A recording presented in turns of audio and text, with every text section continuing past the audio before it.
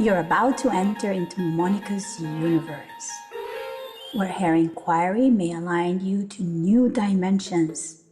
You're about to cross a threshold into the unknown. Surrender to the experience. What is your incentive? Why act? The word comes from Latin incentivum, that which sets the tune. From incinere, into canere, to sing. It means to set the pitch, to begin the song. An incentive is a motivating force that moves someone towards a specific action. It can be material, emotional, intellectual, or spiritual. In economic language, it refers to a reward or a consequence that influences behavior. In a broader sense, it is the internal or external stimuli that activate desire and decision.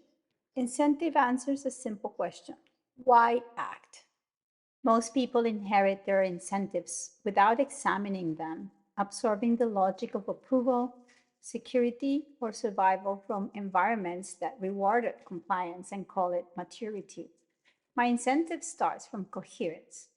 Coherence is an internal consistency when all the parts of a system are moving in an ordered, non-contradictory way. In physics, coherence describes waves that are phase-locked. Psychologically, it suggests thoughts, emotions, and actions that do not fragment each other. Coherence is a harmony that creates a structure. The second condition is alignment. Alignment is a direction. It implies that I am orienting into something. When I'm aligned, I am positioned correctly in relationship to a principle, a value, a timing, or a field. Alignment has a vector, hence it has intention, and it implies movement along an axis. Coherence and alignment are operational conditions, the kind you can feel in the body before you can name them in language. And when they're both present, action stops being effortful and starts being inevitable. Therefore, coherence feels like integration within, and alignment feels like right positioning within a larger order, giving everything that I talk, think, share between transits, timing, identity, self governance, nervous system recalibration. Alignment is what gets very close to my incarnation cross because I'm always talking about timing, positioning, cycles, authority, and incentives.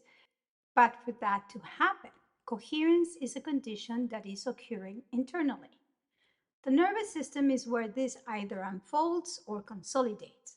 I've been working for more than a year on what it actually takes to live from coherence, and that has meant slowing down, letting the body recalibrate, and becoming willing to see which responses were mine and which were learned in rooms I no longer live in.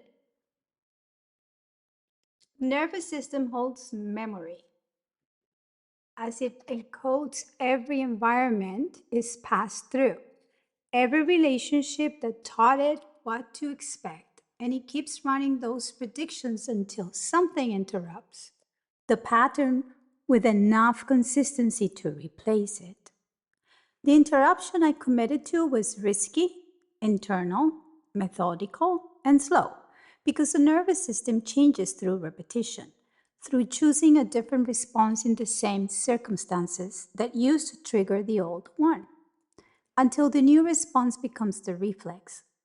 It has been one of the most challenging things I've done in my life, to not respond when people are in a difficult situation, because in my imagination I believed that my care was going to support them, and that is not care. That is an imprint of overly caring. I have in the last year really rewired my nervous system so I do not respond to those prompts anymore. I can only engage with people who are at a specific resonance of maturity where they do need support, but they are 100% responsible for themselves. And that leaves me very little space. And that is amazing because that means that that space is a space for creativity and joy. There is a distinction I keep returning to: the difference between fighting and standing. I am not a person that likes protests because I would rather educate myself and find ways to confront the situation by asserting my rights, which, by the way, many people do not even know how to do, because there is a very big misunderstanding between the word lawful and legality. Legality is the rules of the game. Law is the ground you stand on. You most often comply to things that you sign up for because you did not read the small print, because you thought that protesting was the way to do it. There are other ways of being free. It is just understanding that if you are willing to stand for, and whether it is your rights or just something you think is fair or unfair, because justice is more embedded in what you give meaning to. If you want to be self authoring and have an identity of autonomy in your life, it is imperative not only to save and hire money, but also to understand what is it you are complying with, how you are being compelled to perform, how you can apply remedy, and how you can rescind or revoke certain mandates and actions that are being imposed on you as a living person. Autonomy is an architecture that gets built slowly from the inside through every decision about what you comply with, what you resent, and what you simply refuse to sign. And that architecture rests on the nervous system because a person who is still running inherited panic, inherited deference, inherited self erasure will sign things they should not sign, defer to voices that carry no real authority, and keep calling it being reasonable. I also have been focused so much in the architecture of my value. And yes, hard money and decentralized money are important. But if you do not know the laws, then you're still subject to the legal system. So if you want to be self directed, it is imperative to understand both what you're saving in and what you're consenting to. I've been watching my own boundaries reorganize for years, and I noticed the world doing the same thing, which is why the digital globalism question feels personal to me, because it is in the same question at a different scale. The internet was born as a borderless space, built on the idea of open connection and equal access. Yet, nation states still operate through territorial authority and borders, political structures grounded in jurisdiction over land and property. So, even if the infrastructure feels global, governments can and do assert control over it. That tension between a borderless network and sovereign boundaries seems to be intensifying. It raises a question. Can we really sustain global digital connectivity while resisting global political or monetary integration? I am observing the contradiction and what it could possibly erupt into, because that is where I see the world heading. States that are self governing are establishing boundaries through immigration policy and digital laws that restrict information. Countries and sovereign borders have identities, and that is what nationalism means at its root. Private companies also establish boundaries through terms of service that most users do not read and that are regularly updated with additional limits. Is this censorship? In the strict sense, censorship applies to the state action. When a private company operates layers of the internet, the relationship is contractual. You agree to the terms when you open the account. From a common law perspective, this distinction makes sense. Censorship traditionally refers to government restriction of speech, whereas private platforms set conditions of access through contract. The legal and philosophical debate arises when private platforms function as dominant infrastructure while remaining formally private actors.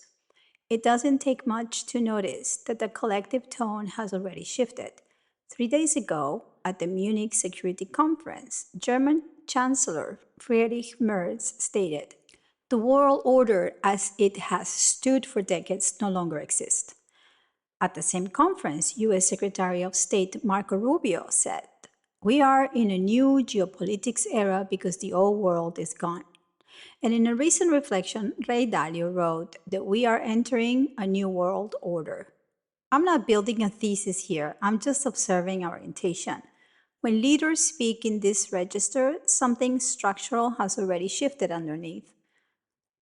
When the river makes noise, it is carrying rocks. If the body has not caught up with that shift, it will always feel out of breath, reacting to what has already begun. A cycle closes today, February 20th, 36 years since globalism got attention after the Berlin Wall. The adoption of the euro, when the dissolution of the old bloc structures gave way to the illusion that we could all sleep in the same bed with no consequences. The post-1945 architecture included the United Nations, the International Monetary Fund, and the World Bank, the World Health Organization, and the dollar-anchored monetary order that followed. Roughly 80 to 82 years later, a full Uranian cycle, that institutional framework is being questioned while the economic landscape has shifted. Debt structures, monetary policy, reserve currency assumptions, digital assets, and the strategic positioning no longer resemble the post-war consensus. The staggering volume of derivatives, now measured in the hundreds of trillions of dollars and increasingly decoupled from the underlying productive reality, creates a secondary layer of systemic risk that the original Bretton Woods institutions were never designed to contain. This is a shift in the structure of what is being called value. The cycle that starts today asks for full accountability, and there is no clear map drafted.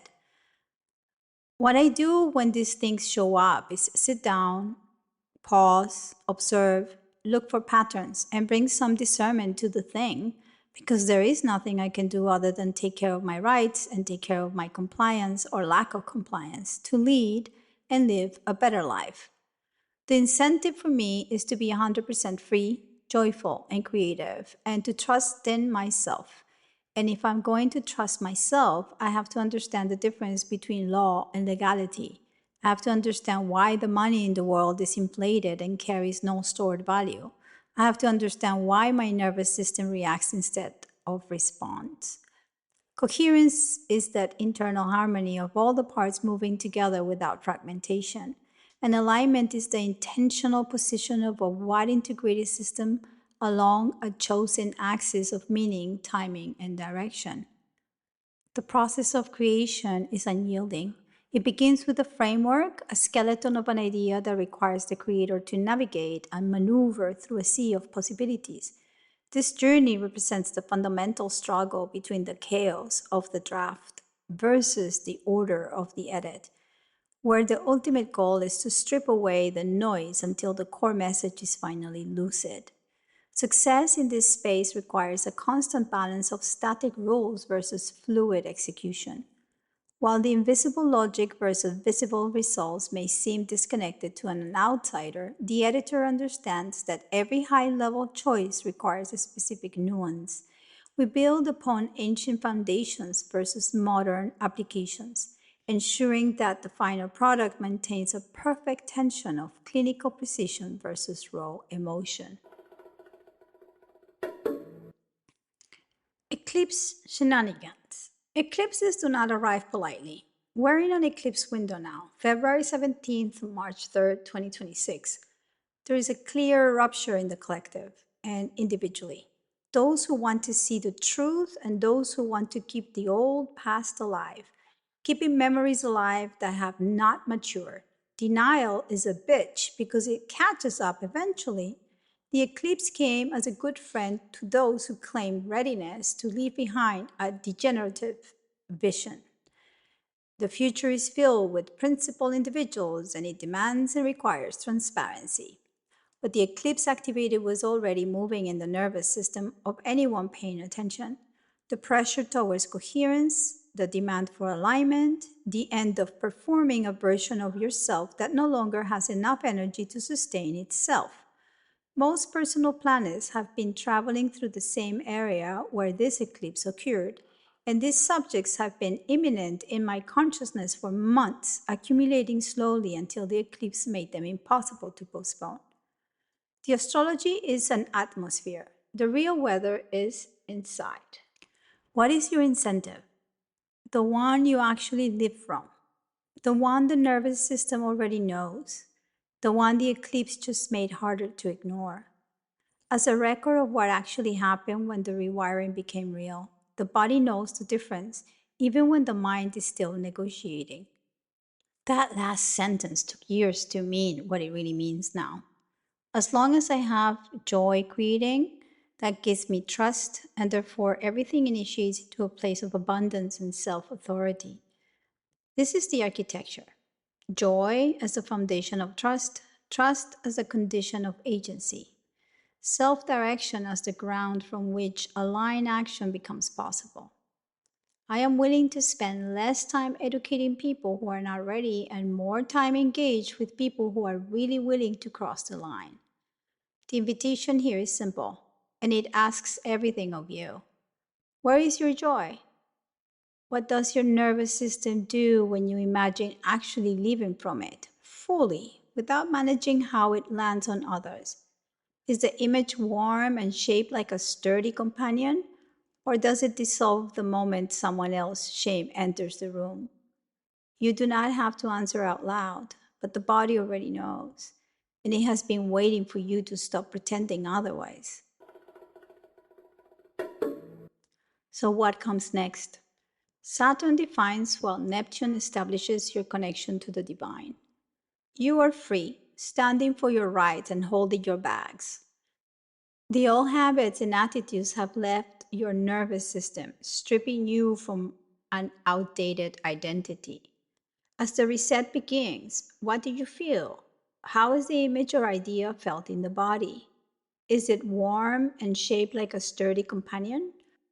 Or a flimsy, sweaty handshake from someone hiding his truth behind excuses and mostly shame for not having the ability to connect? Hmm, which and where are you? Everything is perfect. Cyclical context. The present moment reflects the convergence of long duration cycles that reorganize incentives at different scales. Some cycles redirect collective desire and survival strategy. Some redefine ideological authority. Others restructure the institutional container of money, debt, and governance.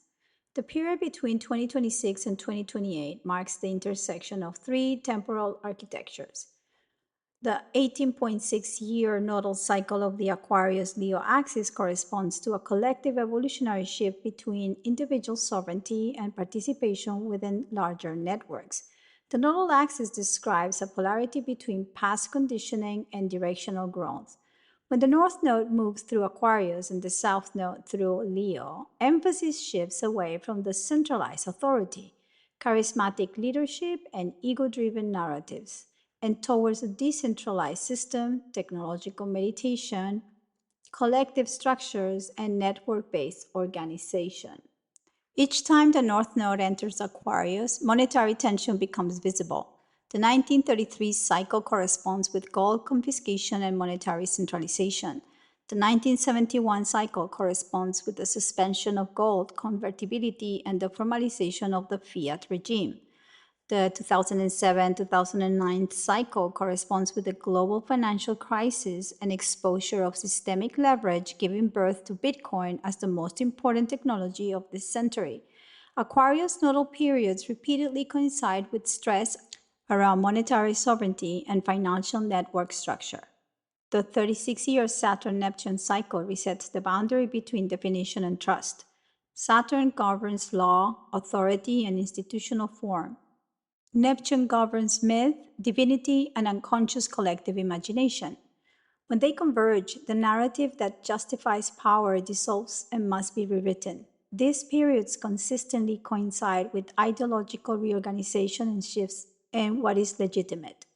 The 80-84-year Uranian institutional cycle shocks the framework itself, disrupting entrenched systems, forcing quick adaptation. The container of monetary authority and governance undergoes pressure to reorganize. When these cycles overlap, systemic reevaluation follows. Incentives that once held coherence fracture. Institutional narratives lose stability, and financial architecture encounters structural constraint and redesign pressure. reorientation becomes necessary, and value must be reshaped from first principles. The following timeline outlines the cycles and their historical markers as reference points. The 18.6-year nodal cycle. Across each Aquarian return, a clear pattern emerges. Monetary authority consolidates, credit expands beyond tangible backing, and sovereignty narrows under the language of progress, unity, or emergency. In 1839, 1840, and again in the late 19th century, industrial and imperial credit systems intensified, exposing tensions between commodity discipline and political expansion of money. By 1915-16, elastic currency and coordinated central banking scaled through war, normalizing fractional reserves under federal design. The 1933-35 gold confiscation centralized monetary power under the emergency decree. And by 1952-53, the fiscal military state embedded permanent deficit spending into economic structure. The decisive rupture arrived in 1971 when gold convertibility ended and the full fiat regime formalized. From there, financialization accelerated, disparities widened, and capital increasingly flowed through debt. The fall of the Berlin Wall in 1889-90 reorganized geopolitics and concentrated monetary authority in supranational institutions, narrowing local sovereignty under the promise of integration. Finally, the 2007-2009 crisis exposed decades of leveraged credit while digital financial layers expanded over legacy systems. Surveillance intensified and custody shifted towards centralized monitoring. Each cycle revealed the same structural arc: greater abstraction of money, deeper credit dependency, and a recurring need to safeguard value beyond concentrated control. Commodity credit versus circulation credit. Two forms of credit operate within monetary systems. Commodity credit refers to lending existing money or specie. The lender transfers stored value and later receives the same quantity back. The money supply does not expand. The lender's incentive is security, custody, and the orderly return of what was entrusted.